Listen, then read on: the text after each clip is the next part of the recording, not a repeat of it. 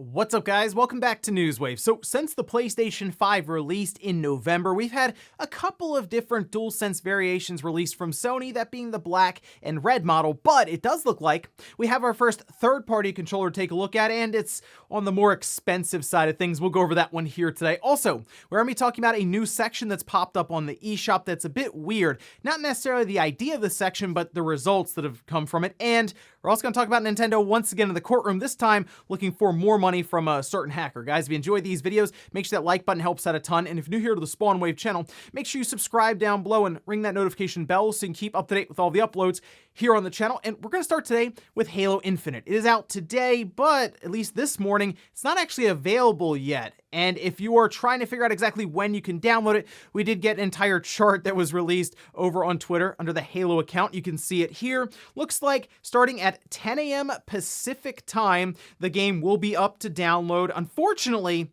nothing with preloads. So as soon as it goes live, again, 10 a.m. Pacific, 1 p.m. Eastern, I'll link to the chart down below so you can look through in your time zone. You will have to download, get all of that done before you can hop into the game. And yeah, it's unfortunate. It'll take a little bit more time there. The other thing that came out around this Halo Infinite release for the campaign is that there's no level select or mission select, which is something we've typically had. And yeah, a lot of that has to do with Halo in the past being pretty linear. You have a set of missions that you go through, and at any time after you've completed them, you can go back and do different difficulties for that specific one. Maybe you're going back looking for the different skulls, for example, and you're like, okay, if I start this mission, I can pick them up.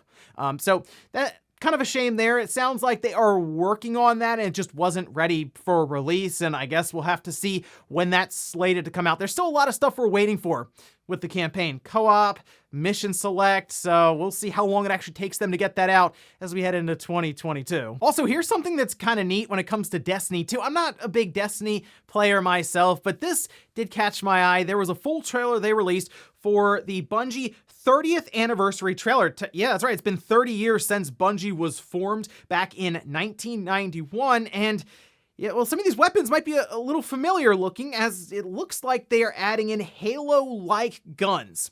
There's no actual reference in writing or dialogue or anything to Halo, but you'll notice the pistol, which, I mean, if you have the pistol from Halo 1 in Destiny 2, there's no reason to use any other gun, right? But they also added in the battle rifle. Looks like they had the sword as well. All this part of their big event that has now started. So I guess make sure you check this one out. Kind of cool to have that crossover without actually having to go to Microsoft to get the crossover done. But obviously Bungie, a lot of history with the Halo franchise. So why not bring it into their big game now, Destiny 2, without actually saying anything about Halo? Either way, check it out. Looks kind of cool. Oh, and as we head towards the Game Awards, we're expecting some pretty big announcements. One of which I'm kind of thinking it'd be there is that rumored Chrono Cross remaster or remake that's been making the rounds. Well, one part of this rumor is that it was going to be multi-platform, but it looks like we have some conflicting reports around this rumor from Nate over on his podcast, Nate Hate Podcast, where he sat down and talked about his information, saying it looks like it might be a PlayStation 5 timed exclusive potentially, even off of the PS4, which that sounds out there to me that they would skip the PlayStation 4 massive user base, unless Sony is looking at this as a way to get more and more people on board with the PS5. We have heard that Sony is putting quite a bit of money into third-party acquisitions, just titles that they can lock up for a set period of time with these timed exclusives, and this could be one.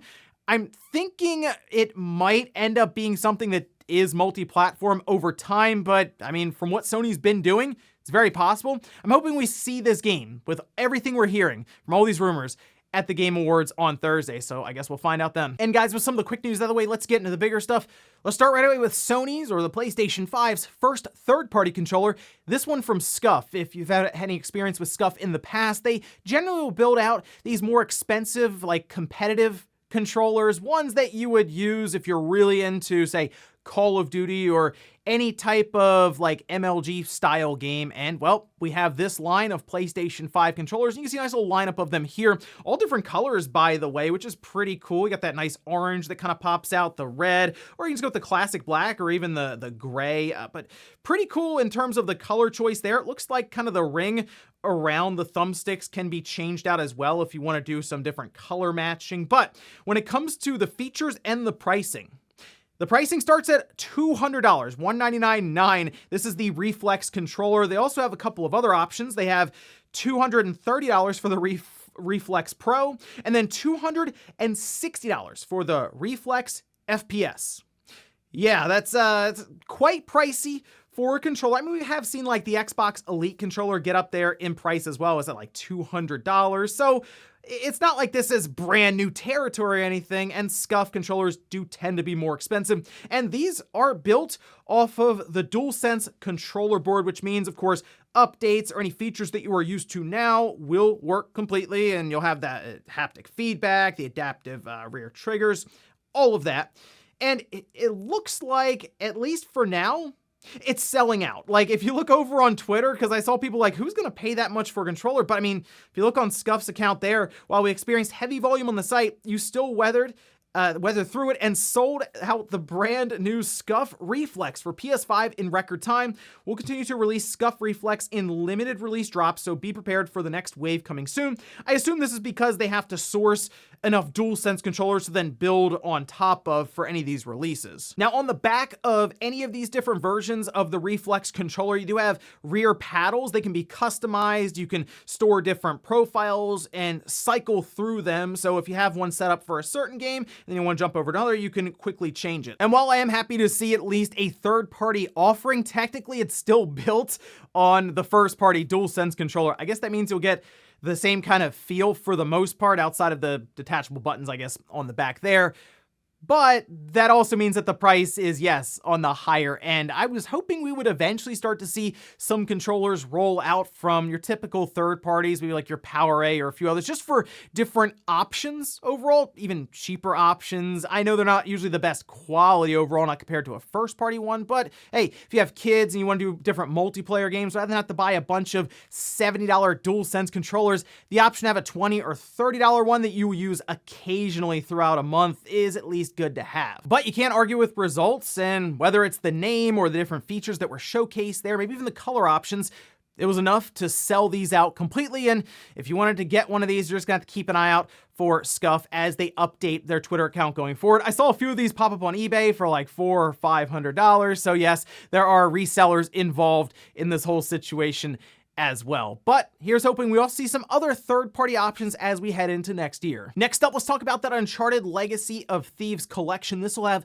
Uncharted 4 and Uncharted Lost Legacy. It's going to the PS5 and the PC. Looks like right now we do have the release date for the PlayStation 5, as well as a bunch of extra features for Sony's next-gen platform. We can see this over on Twitter. Says from Nibelian, Uncharted Legacy of Thieves collection launches on January 28th, 2022 on PS5, coming to PC in 2022. So no set release date yet for PC. They also released this entire trailer here, and I assume it's not coming to PC alongside of the console version because they at least want to space this out a bit from God of War, which is launching midway through that same month. So I would say probably maybe a month or two later, maybe look towards March, it'll probably release onto PC. As for the different features that we have, there's a lot of tech details, which includes fidelity mode, 4K 30 FPS, performance mode, that's a 60 FPS mode with, I would assume, a dynamic scaling resolution, then performance plus mode, 1080p, 120 FPS. So I'm happy to see that option there for anyone who just prefers the overall fluid of a really high frame rate, and then improved load times, 3D audio support, and DualSense support. Now, if you're someone wondering, okay, I already have Uncharted 4 on the PS4, or I have Lost Legacy, what do I do exactly to upgrade here? Because there is an upgrade path, right? There is, and it is exactly what Jim Ryan had said previously after the entire thing that went on with Horizon Forbidden West. It is a $10 upgrade fee if you want to move up to the newer Uncharted Legacy of Thieves collection. However, this does not count someone who claimed Uncharted 4 through the PlayStation Plus membership. So if that popped up, or if you of course grabbed it on the PlayStation collections that came with the PS5 through PlayStation Plus, you're not able to upgrade that one for $10. You'll have to get like a disc-based version, or you would buy the one on the digital storefront. However, people were starting to notice that it looked like Sony was delisting those, which, I mean, it makes sense from their perspective because they're like, hold on, if someone buys Uncharted 4 for $10, maybe it was on sale, and then they throw another 10 on, they get this entire thing for 20 bucks. No, they pulled them down, it looks like, and then put a collection up on the store at $40. So if you buy that, then you put $10 on top, you still come out to the same $50 price that the Uncharted Legacy of Thieves collection comes out to. Like I said, hey, all digital future.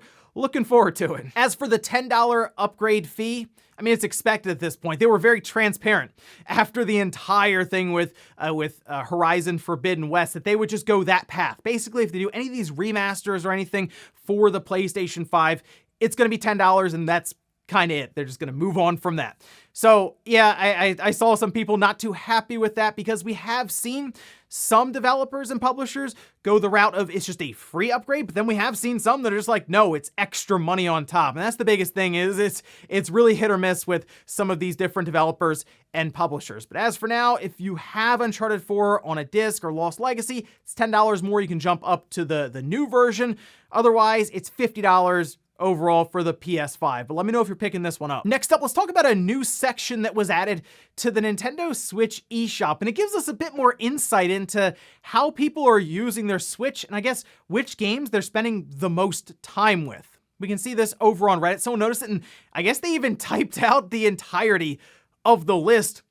This is the most played section that is now present on the Switch eShop. According to the description, it's software with the highest average playtime over the last 2 weeks. They had updated it on the 6th of December. There are also lists for Japan and the UK and other parts of the world and different regions for the eShop, but take a look just at the top 10 here. Disgaea 6 is number 1. I was not expecting that. I also was not expecting Football Manager 2022 or AAA Clock. You know what? Hey, we might have been wrong about AAA Clock. People are putting the time in on that one. But then at like 4 and 5, it comes a bit more into obvious territory. Pokemon Brilliant Diamond, Pokemon Shining Pearl.